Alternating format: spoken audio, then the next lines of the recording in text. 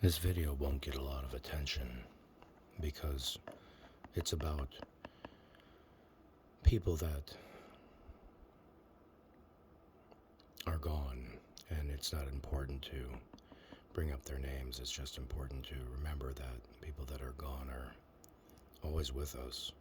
And even when something has passed, whether it's your father, your grandfather, perhaps another spirit of something else that you loved. Maybe it wasn't something you held. Maybe it was the end of something that you had. Maybe it was the end of summer. Maybe it was the sound of a bird as it went past. But when something is no more and you cannot bring it back, it is gone. And we miss that which is gone.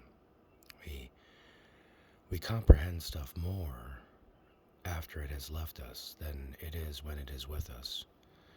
Most truly, I believe that is because it is the enjoyment of having something in front of you and knowing that it is there.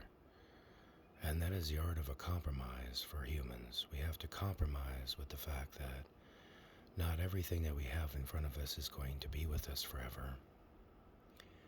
And that doesn't mean that we should want to get rid of what we have. That means that we should want what we have before we want something new. It's a concept that we're not realizing well.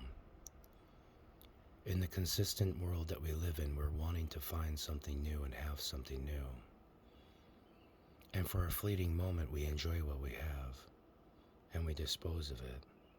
Either it passes on like grandfather, or it's like your old cell phone.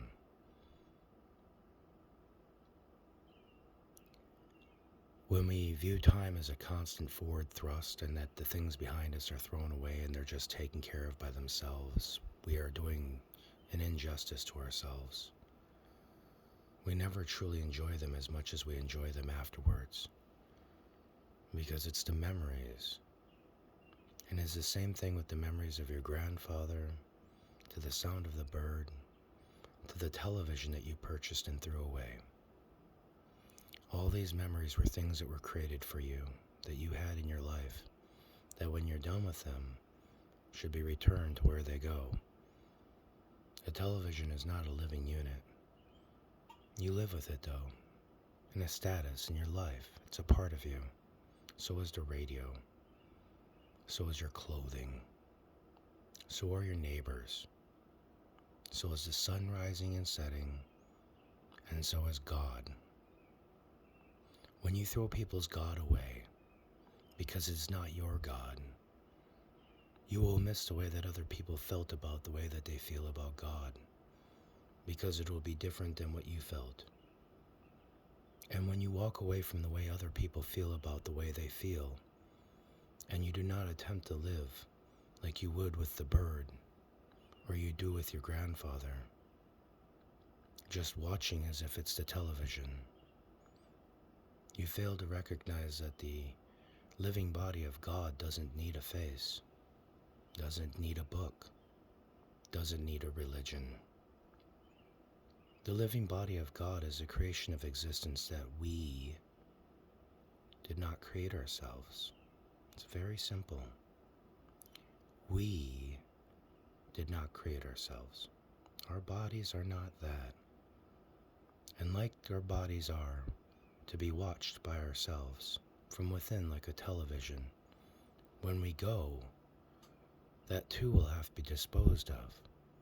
And while you're in your shell, you should enjoy your shell and love your shell, because it is your television, the television that your grandfather sees, the television of you. You did not make you. If you did not make you and you do not know you, and you believe that you were created for a better purpose, and you believe in God, now you need to find a group of people that has found a way to find God through themselves that you can follow.